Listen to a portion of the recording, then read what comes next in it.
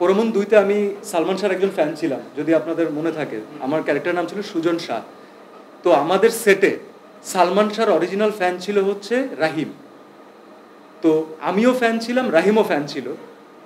আমাদের এই সুজন শাহ ক্যারেক্টারের অনেকগুলো জিনিস রাহিম আর আমার কিন্তু ডিসকাস করে করা, কারণ বাকিদের সবার থেকে সালমান শাহর কাজ আমরা বেশি দেখেছি, আমরা বেশি ওন করি তাকে।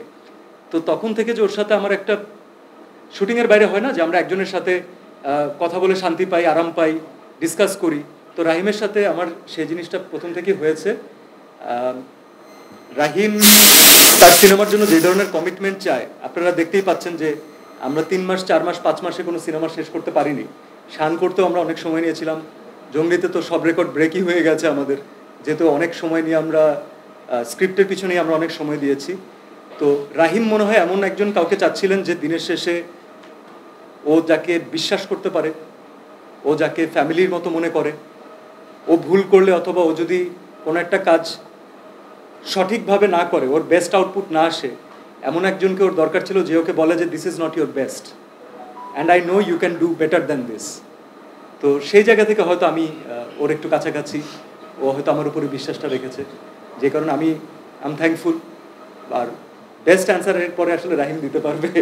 জঙ্গলি এমন প্রথম ফিল্ম আমার ক্যারিয়ারে যেখানে স্ক্রিপ্ট রাইটিংয়ের একেবারে স্টেজ থেকে আমি সম্পর্কিত হতে পেরেছি, সংযুক্ত হতে পেরেছি।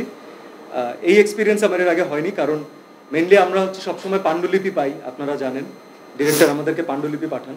তবে একটা ইয়াং টিম নিয়ে আমরা কাজ করেছি, তো এই টিমটা চাচ্ছিল যে এই কাজটা কোলাবোরেশনের মাধ্যমে হোক, এবং যেহেতু টিম প্রথম থেকে আমি জানি যে টিমের সাথে আমি সম্পর্কিত, টিম জানে যে আমাদের টিমে কে কে থাকতে পারে প্রবাবল, তো কাজটা খুব সহজ হয়েছে আমাদের জন্য, কারণ একজন আর একজনের সাথে তখন আমাদের আন্ডারস্ট্যান্ডিংটা ইজি হয়েছে, লম্বা সময় ধরে একসাথে কাজ করেছি।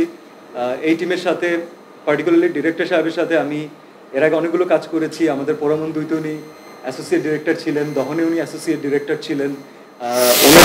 ওনার প্রথম সিনেমা শান করার অভিজ্ঞতা আমার আছে। তো এই টিমটার সাথে আমার এক্সপিরিয়েন্স নিয়ে কোনো ইস্যু ছিল না, আমার ট্রাস্ট ছিল। ওয়ান লাইনার যখন আমাদের কাছে আসলো, গল্পের যে প্লট নিয়ে আমরা কাজ করেছি, ওই ওয়ান লাইনার আমার জন্য আসলে গুড এনাফ ছিল ছবির সাথে সম্পর্কিত হওয়ার জন্য। সংবাদ মানে আমাদের যত মেইন স্ট্রিম মিডিয়া আছেন তাদের সবার সাথে তো দীর্ঘদিনের একটা সম্পর্ক আমাদের, তো আমরা খুব খেয়াল করে দেখেছি যে আমরা যতই চেষ্টা করি না কেন আমি সবাইকে হ্যাপি করতে পারি না। এই চ্যানেলে গেলে ওই চ্যানেল কষ্ট পায়, এই সাংবাদিকের সাথে কথা বললে উনি রাতের বেলা বলেন যে আমাকে বাইট দিলেন না কেন। তো এটা আপনারাও বেটার জানেন, রাইট? কারণ এটা ভুল না, কারণ আমাদের কাজ আপনাদের কাজ কিন্তু একসাথে সম্পর্কিত, রাইট? তো আমরা একজন আরেকজনকে আমাদের সাপোর্ট দরকার হবেই। ঈদের প্রোগ্রামের জন্য আমি কিন্তু অনেকগুলো চ্যানেল অলরেডি কভার করেছি। আমি মেইন টার্গেট ছিল যে সবার সাথে অ্যাটলিস্ট একবার হলেও আমার কোনো না কোনোভাবে দেখা হবে। তবে এইবার আমাদের টিমটা আসলে এতটা ইয়াং টিম, যে টিমে মনে করেন আমি রাহিম আমরা হচ্ছি সিনিয়রদের কাতারে আছি, তো বাকি সবার বয়স আমাদের থেকে যথেষ্ট ছোট। এবং এটা অনেক ইম্পর্টেন্ট, কারণ যে নিউ জেনারেশন অফ অডিয়েন্স বাংলাদেশে তৈরি হয়েছে তাদের এজটাও কিন্তু এরকম। আমরা কিন্তু ওদেরকে বিশ্বাস করি, ওদের উপরে অনেক রেসপন্সিবিলিটি কম বয়সে, কিন্তু they made a beautiful plan. এবং সেটা হচ্ছে আমরা থাকে না যে আমরা এক কেন্দ্রিক প্রমোশন করি, যে আমরা যে প্রমোশন করলাম শুধুমাত্র গুলশান বনানীর মানুষ জানলো, এটা আমাদের কখনোই কাম্য ছিল না, কিন্তু তাদেরকে আমরা ছেড়েও যেতে চাই না। তো আমরা যখন কন্টেন্ট ক্রিয়েশন নিয়ে আমাদের টোটাল প্ল্যান সাজিয়েছি, আমাদের মেইন টার্গেট ছিল যে আজকে যারা গুলশান বনানী ধানমন্ডিতে আছেন তাদের কাছেও আমাদের সিনেমার বার্তাটা যেন পৌঁছাতে পারে। ঠিক একইভাবে বরিশালে, চিটাগংয়ে, ময়মনসিংহে যে ছেলেটা আছে, যে স্টুডেন্ট অথবা যে সিনেমা নিয়ে আগ্রহ প্রকাশ করে, তার নিউজ ফিডেও যেন অবশ্যই পৌঁছায়। এবং সবচেয়ে কম সময়ে, আপনারা জানেন যে আমাদের টাইম লিমিটেশনস থাকে, কারণ এর আগে অনেকগুলো কাজ করে আমাদেরকে এই প্রমোশনে নামতে হয়। তবে যেহেতু আমাদের সুন্দর একটা প্ল্যান ছিল, আমার বিশ্বাস যে প্রত্যেকটা সোসাইটিকে, প্রত্যেকটা সমাজের স্তরের স্টুডেন্ট থেকে শুরু করে সবাইকে আমরা একটু হলেও টাচ করে যেতে পেরেছি। এবং যতবার আমরা টাচ করেছি আমরা একটা জিনিস ট্রাই করেছি, আমরা শুধুমাত্র নিজের সিনেমার কথা বলা ট্রাই করিনি, আমরা বাংলা সিনেমা দেখার জন্য তাদেরকে ইনভাইট করেছি। সো এটা যদি তাদেরকে মোটিভেট করে, আমি বলবো এটা আমাদের সমষ্টিগতভাবে আমরা একসাথে জিততে যাচ্ছি। তাহলে দ্যাটস ওয়াই এইবার সিনেমার হাইপ একটু বাকি সিনেমাগুলোর, বাকি বছরগুলোর থেকে একটু different, and I am really appreciating it, I am loving ইট। সিনেমাটা আমরা প্রমোশন যখন স্টার্ট করেছিলাম তখন আপনারা খেয়াল করেছেন যে আমাদের অ্যাকশন একটা প্যাটার্ন ছিল। সেই লুকটা দিয়ে কিন্তু আমাদের দর্শকদের সামনে আসা এবং দর্শকদেরকে একটা নতুন সিনেমাতে প্রথম 1 বছর আগে একটু হলেও ইন্টারেস্টেড ফিল করানো। ঠিক ইমিডিয়েটলি পরে আমরা এসেছি, এরপর আমরা একটা রোম্যান্টিক ইমেজ নিয়ে এসেছি যেটা ওয়ার্ক করেছে। এরপরে আমরা টিজারের সর্বশেষ আমাদের একজন খুব খুব খুব ইম্পর্টেন্ট কাস্টকে ইন্ট্রোডিউস করেছি লাস্ট 5 to 10 সেকেন্ডসে। এখন আপনারা বলতে পারেন যে এরকম কেন? যতগুলো এলিমেন্ট আমরা ইন্ট্রোডিউস করিয়েছি কোনোটাই কিন্তু সিনেমার বাইরের না, শুধু আমাদেরকে এটা প্ল্যান করতে হয়েছে আমরা কোনটা আগে করব কোনটা পরে করব। এখন যেহেতু সিনেমা একেবারে রিলিজের টাইম এবং আমরা আমাদের টিজার অলরেডি রিলিজ করেছি, ইনশাল্লাহ হয়তো ট্রেলারও আপনারা দেখে ফেলবেন। সিনেমাটা, আমি আপুর প্রশ্নের উত্তরেই ডিরেক্টলি যেতে চাই, সিনেমাটা আমরা প্রথম বানিয়েছি, যদি আপনি আমাকে একটা জনরার অডিয়েন্সকে ফোকাস করে বলতে বলেন আমি বলবো দ্যাট ইজ ফ্যামিলি অডিয়েন্স। আমি ওইভাবে বানানোর চেষ্টা করেছি যেন আমি আমার সন্তানকে এই সিনেমা দেখাতে পারি।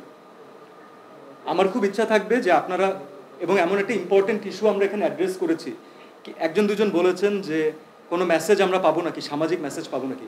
দেখুন, সিনেমাতে মেসেজ দিতে দিতে এই ধরনের কথা শুনতে শুনতে না আমাদের সিনেমা ইন্ডাস্ট্রি অনেকটা পিছিয়ে গেছে, যেখানে পৃথিবীর সব সিনেমা প্রথম ফোকাস হচ্ছে এন্টারটেনমেন্ট। তো আমাদের সিনেমার কাজ হচ্ছে আপনাদেরকে বিনোদিত করা। সেই বিনোদনের মাঝে আপনাদেরকে যদি একটা সুন্দর গল্প আমরা বলে যেতে পারি যার রেশ সিনেমা হল থেকে বের হওয়ার পরেও আপনার ফ্যামিলির কাছে থেকে যাবে, বাসায় যাওয়ার পরে আপনারা হয়তো খাবার টেবিলে একটু ডিসকাস করবেন, আমার মনে হয় that is the winning moment for us. কারণ মেসেজ দেওয়ার জন্য পোস্টাল সার্ভিসেস আছে, ডাকঘর আছে, রাইট? আমি বলতেছিলাম যে বর্তমান সময়কে কানেক্ট করে দিলাম, বিশেষ করে টিজারের বাচ্চার সাথে আপনার এক ধরনের যে সম্পর্ক আমরা দেখি। আমি পুরোপুরি আপনাদেরকে সেই জায়গাতে নিয়ে যাব না, ক্ল্যারিফাই করব না। তবে আপনারা ভালো মতো জানেন, আরও বেশি জানবেন যে আপনারা কি এখানে অনেকেই তো সন্তানের বাবা আছেন, রাইট?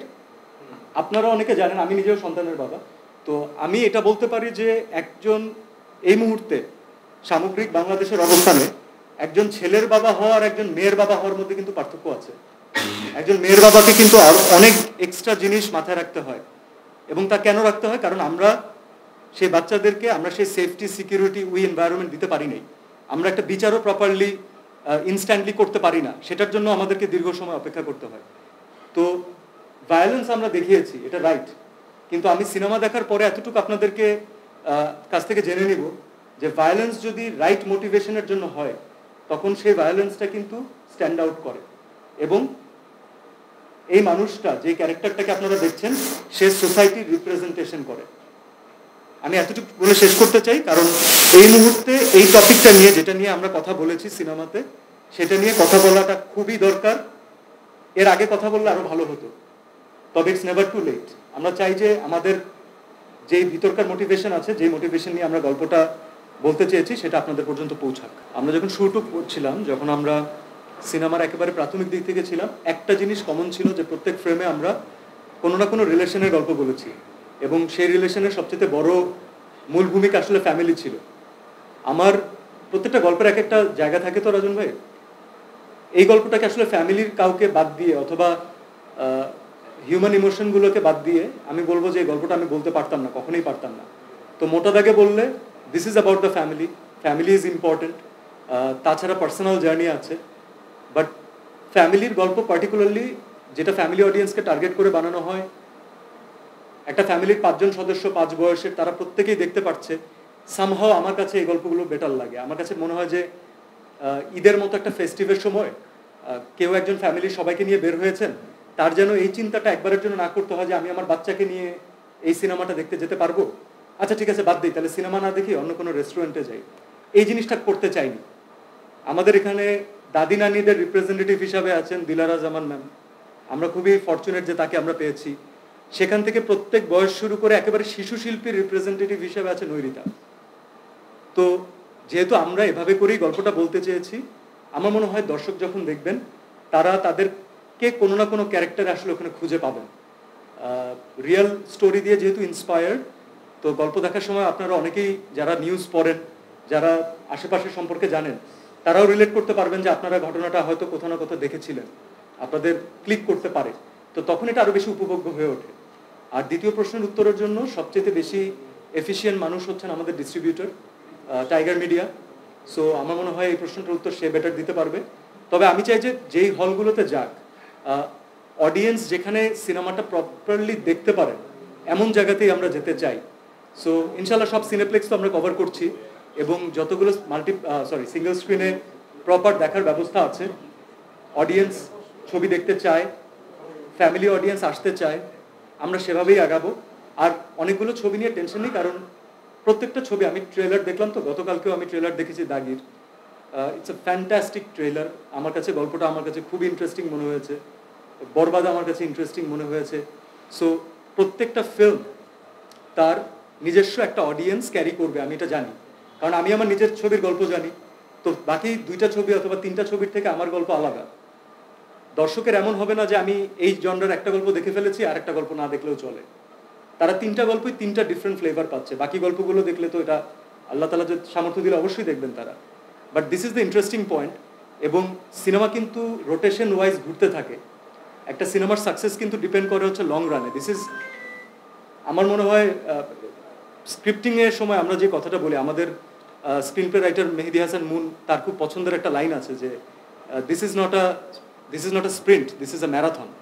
তো যদি গল্প দর্শকের ভালো লাগে, তাহলে গল্প দর্শকদের জোরেই গল্প টেনে কত হলে যাবে, কিভাবে ছড়িয়ে পড়বে, এটা আমরাও জানবো। So we are waiting for the magic. আমরা আসলে এই টপিকগুলো নিয়ে আমি কথা বলতে চাই না। এটা রাহিম কেন বলেছে আমি সেটা জানি না, কারণ আমার মনে হয় যে এটা একটা অনাকাঙ্ক্ষিত কথা শুরু করে, একটা আলোচনা শুরু করে, যেটা এই মুহূর্তে আমার প্রয়োজনই নেই। সিনেমার বাজেট যদি আপনি আমার কাছে রিয়েলি জানতে চান, যেটা আমাদের মেকিং কস্ট, যেটা আমাদের ইনভেস্টমেন্ট আমি বলবো প্রডিউসারের, সেটার বেশ অনেকাংশ আমরা অলরেডি রিকভার করেছি, বাট আমরা চুপচাপ ছিলাম। তার একটা বড় কারণ হচ্ছে আমরা যেহেতু অনেকদিন ধরে স্ক্রিপ্ট রাইটিংয়ে সময় দিতে পেরেছি, আমরা প্রথম দিন থেকে জানতাম যে কোন কোন ব্র্যান্ড আমাদের সাথে অ্যাসোসিয়েটেড হচ্ছে। তো আমরা কোনো ব্র্যান্ডকে ফোর্সফুলি ইন্ট্রোডিউস করিনি, কিন্তু ভেরি স্মার্টলি আমরা অনেকগুলো সুন্দর প্লেসমেন্ট নিয়ে ডিল করেছি। আপনারা অনেকেই জানেন যে শান সিনেমা আমরা থিয়েটারে যতটা লং রান পেয়েছে, তার থেকে এক্সট্রিমলি ওয়েল বিজনেস করেছে যখন এটা ডাবড হয়েছে, যেটা সাউথের 3-4টা ল্যাঙ্গুয়েজে ডাবড হয়েছে, হিন্দিতে ডাবড হয়েছে। তো বিভিন্নভাবে সামহাও ছবিটা ছড়িয়ে গেছে। যেই কোম্পানি সেই ছবিটা ছড়িয়ে দিয়েছিল, যারা কিনেছিল ছবিটা, তারাই রাহিমের পরবর্তী ছবির কাজ যখন হচ্ছিল, পোস্ট প্রোডাকশনের কাজ, তারা তখন দেখেছেন এবং তাদের কাছে মনে হয়েছে যে আগের ছবির থেকে এটার সাবজেক্ট ম্যাটার আরও ভালো। সো তারা এবারও সেই রাইটস কেনার জন্য আলহামদুলিল্লাহ সেই ইচ্ছা পোষণ করেছেন। So business wise cinema ultimately smartly handle করার কারণে আমার মনে হয় তারা তাদের অনেক কিছু আগে থেকে তুলে ফেলবে। তবে সিনেমার ক্রেডিট তখনই হবে যখন সিনেমা দর্শকদের সাথে হলে কানেক্ট করবে। বাকি সব টাকা পয়সা এগুলো তো আসতেই থাকবে, এটা প্রডিউসারের ব্যাপার ভাই। তবে প্রডিউসারকে টাকা ফেরত দেওয়া ইম্পর্টেন্ট, কারণ আমি চাই যে সে পরবর্তীতে আবার ইনভেস্ট করুক। আমরা কোনো তামিল তেলুগু ভাইব আপনাদের জন্য ক্রিয়েট করতে চাইনি, তবে আমরা আমাদের দেশের একটা ফিল্মের একটা দেশি ল্যাঙ্গুয়েজ, সিনেম্যাটিক স্টাইলিশ একটা ল্যাঙ্গুয়েজ ক্রিয়েট করতে চেয়েছি, এবং আমাদের যে বাজেট আছে তার মধ্যেই আমরা হাইয়েস্ট লেভেলে গিয়ে সেটা করতে চেয়েছি। এবং সেটা কোনো না কোনো জায়গা থেকে আমরা কিছুটা হলেও আপনাদের সাথে কানেক্টেড হতে সফল হয়েছি। তার কারণ হচ্ছে আপনাদের রেসপন্সে আমরা সেটা টের পেয়েছি। আমাদের নিজেদের সিনেম্যাটিক ল্যাঙ্গুয়েজে যদি আমি বলি, আমাদের দেশি সোয়াগ কি, আমাদের দেশি স্টাইল কি। আমি যদি আজকে স্যুট পরে হেলিকপ্টার থেকে নামি, আমি বলবো না যে এটা আমার দেশি সোয়াগ। আমার দেশি সোয়াগ তখন হবে যখন আমি আমার লুঙ্গিটা নিয়ে ক্যারি করতে পারবো স্টাইলিশ ওয়েতে। সো লুঙ্গিকে অনেকে অনেক সময় সিনেম্যাটিক জায়গা থেকে ডিমিন করেছেন, বাট আমরা চেয়েছি যে আমরা লুঙ্গিকে হিরো বানাবো, এবং যে কারণে আমি প্রাউডলি এখনও ক্যারি করছি। আমাদের ইউথদের ভিতরে না একটা ট্রেন্ড কাজ করে। সো আমি জি আপনি আপনি আপনি আমার সিনেমা পর্যন্ত ইন্টারেস্টেড থাকবেন, আমি ঘরে কি করি সেটা জেনে আপনি যে মানুষ 40 দিন পর্যন্ত সিনেমার জন্য 24 ঘন্টা লুঙ্গি ক্যারি করতে পারে, তার তো আউট অফ নোওয়্যার লুঙ্গি পরা হয়নি, রাইট? তার লুঙ্গি পরারও একটা প্র্যাকটিস হয়েছে ডেফিনেটলি, আদারওয়াইজ ইউনিটের সামনে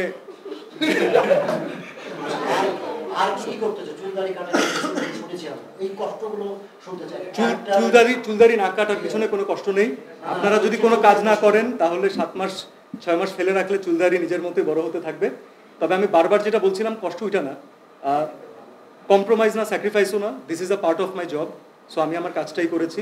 তবে যেটা করতে আমার পরিশ্রম করতে হয়েছে লিটারালি, সেটা হচ্ছে ওই 7 মাস এই ক্যারেক্টারটাকে বুঝতে সময় লেগেছে, এই ক্যারেক্টারটার মানসিক অবস্থাতে যেতে সময় লেগেছে। তো চুলদাড়ি বড় করাটা কোনো ইস্যুই না আমার কাছে এটার সামনে। দিনের শেষে দর্শক যদি একটা নতুনভাবে একটা নতুন প্রেজেন্টেশন পায়, তাদেরকে যদি নতুন কিছু দিতে পারি ঈদে, 2 ঘন্টা 20 মিনিট 30 মিনিটের জন্য যদি একটা পুরো ফ্যামিলিকে আমরা বিনোদিত করতে পারি, একটা ইয়াং টিম প্রথমবারের মতো সিনেমা বানাতে এসেছে, তো তাদের জন্য এর থেকে বড় আর কি আনন্দের বিষয় হতে পারে। আপনি প্রথম লুক দেখে যেই অ্যাঙ্গেল থেকে মুগ্ধ হয়েছিলেন, মুগ্ধতা তো অনেক ধরনের হতে পারে। যে আমার সন্তানকে দেখে আমি এক ধরনের মুগ্ধ হই, আমার ওয়াইফকে দেখে আমি এক ধরনের মুগ্ধ হই, আমার মাকে দেখলে আমার অন্য ধরনের মুগ্ধতা আসে। তো আমি আপনাদেরকে এতটুকু বলতে চাই, একটু বেশি কনফিডেন্ট হয়ে যাবে নাকি জানি না, নতুন কিছু তো অবশ্যই চেষ্টা করেছি আমরা, তবে ফার্স্ট লুকে আপনাদের যে মুগ্ধতা ছিল, সিনেমা দেখার পর আপনাদের একটা অন্যরকম মুগ্ধতা আসবে, তবে একটা মুগ্ধতা আসবে, এতটুকু আমি চেষ্টা করেছি আর কি। সো বাকিটা আল্লাহর হাতে। আসলে বার্থডে উপলক্ষে দর্শক কী পাবে সেটা প্রস্তুত করার মতো কোনো স্কোপ আমি পাইনি, কারণ আমি আপনাদের জন্য ঈদের সিনেমাই রেডি করছি। সেটা টিম জানে দর্শক কী পাবে, তবে আমি বিশ্বাস করি যে টিমের পক্ষ থেকে যদি দর্শকদের জন্য কোনো একটা উপহার রেডি করা হয়, সেটাই আমার জন্য বড় উপহার হয়ে থাকবে। আর দর্শক হিসাবে যারা ভালোবাসা দিয়েছেন তাদের কাছে বার্থডে গিফট একটাই হবে, তারা যদি সিনেমাটা দেখতে আসেন। আর আমরা যে ভালোবাসা নিয়ে যে ইমোশনটা নিয়ে আসলে কাজটা করেছি, যেভাবে নিজেদেরকে রিলেট করতে পেরেছি কাজের মাধ্যমে, আপনারা যদি তার একটুকু 10%ও রিলেটেড ফিল করেন, ইমোশনালি কানেক্টেড হন, আমার মনে হয় that will be the biggest gift of my life. কেমিস্ট্রিটা হয় কি, প্রথম কাজ আমরা করেছিলাম টান। তো টানের আমাদের যেই সবচেয়ে কঠিন দৃশ্য ছিল, তখন আমার আর বুবলির ইন্ট্রোডাকশনও হয়নি।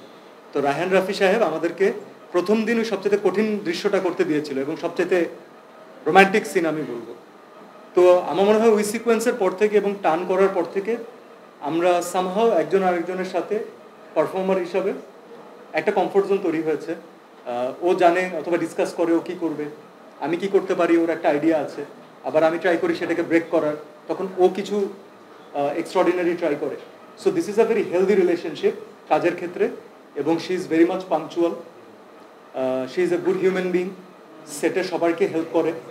আমরাও ট্রাই করেছি ওকে হেল্প করার, কারণ এই সিনেমা করতে করতে ওর MBA এর ফাইনাল পরীক্ষা দিচ্ছিল।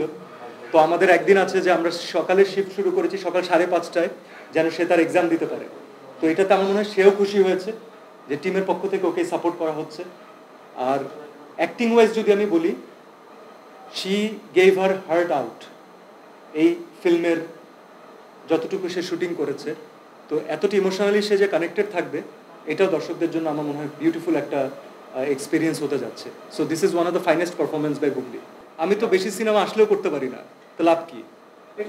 আমার কাছে বেশি সিনেমা ম্যাটারই করে না, আমার কাছে ম্যাটার করে আমি যে গল্পটাকে রিলেট করতে পারছি এরকম সিনেমা অ্যাটলিস্ট প্রপারলি বছরে একটা হলেও আসা। এবং আমার প্রিভিয়াস কাজের মাধ্যমে আপনারা একটু খেয়াল করেছেন লাস্ট 2 ইয়ার্স ধরে কি করছি তার রেজাল্ট এখন আপনাদের সামনে আসছে। সো ইটস অবভিয়াস যে আমি আসলে খুব ফাস্ট কাজ করতে পারি না, রেগুলার চাইলেও এখন আর নিয়োজিত করতে পারি না নিজেকে। অনুরোধে ঢেকি গেলা বন্ধ করে দিয়েছি, বেশ অনেক বছর হলো। সো ধুমধাম সাইন করলাম, সাইনিং মানে নিলাম, সেটাও আমাকে দিয়ে হচ্ছে না। তো আমি যে কদিন কাজ করব আমি আমার মতো করে কাজ করতে চাই।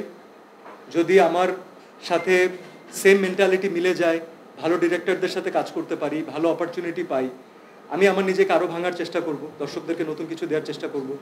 যদি না পাই, that's also okay, I will create something for me ইনশাল্লাহ, but I won't stop trying because giving up is not part of my character.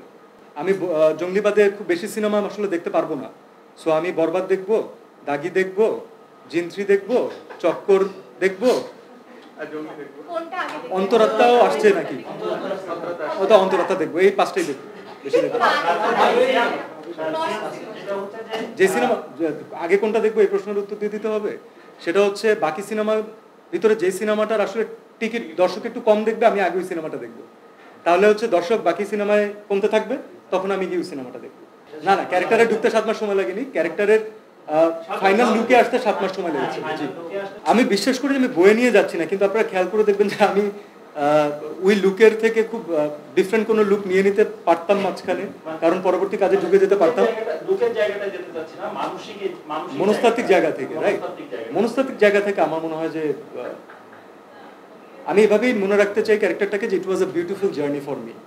তো আমি সেটার সাথে যেটা আমি শুরু করেছিলাম, আমি আমার টিমকে নিয়ে যাদেরকে নিয়ে স্ট্রাগল শুরু করেছিলাম, ফাইট শুরু করেছিলাম, আমি তাদেরকে নিয়ে সুন্দর একটা নোটে সিনেমার অডিয়েন্সদের সাথে নিয়ে শেষ করতে চাই with a very good note. এর বাইরে এটাকে এক্সট্রা ক্যারি করা, এক্সট্রা বয়ে বেড়ানো, এত কোনো প্রেশারই নেই। This is a part of hour job. কিছু কাজ একটু বেশি মন দিয়ে করি আমরা, কারণ ওটা গল্পটা মনে কোথাও না কোথাও মনে হয় একটু একটা দাগ ফেলে যায়, একটা ছাপ ফেলে যায়। তো জঙ্গলির গল্পটা আমাদের সবার মনে এরকম একটা দাগ ফেলে গেছে। তো এর জন্য this will be a part of our journey, but ইনশাল্লাহ we will move on and move on to the next one. খবরের কাগজ, নিখাত, নির্ভীক, নিরপেক্ষ।